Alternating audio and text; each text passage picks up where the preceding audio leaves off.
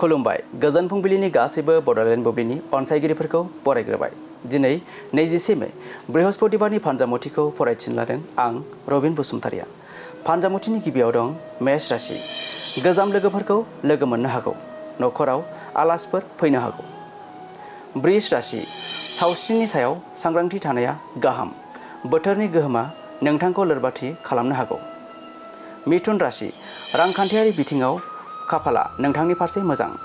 गोदान सम्पति बायनायनि सानस्रिया मुलाम्फा जागोन। कर्कट राशि।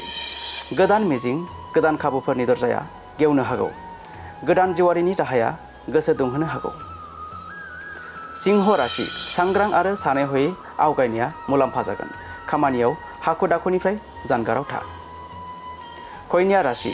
नोंथांनि थाखाय गोदान सिनायथि आरो गोदान मोनफुंनायनि इसारा दं। नोंथांनि हाबाखौ बाख्नायगोन। तुला राशि।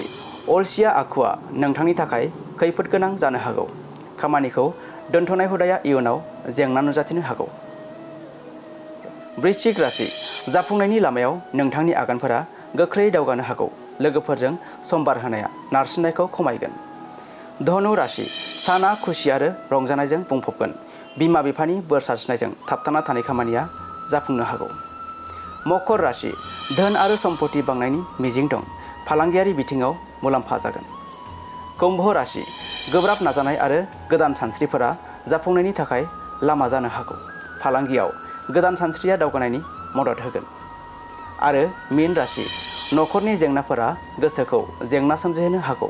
फिसा फिसा दावरावआ बिदा फंबायनि गेजेराव दाङाबाजि बांहोनो हागौ। दिनै सानसेनि राशि फरायथिनायाबो एसेनोसै।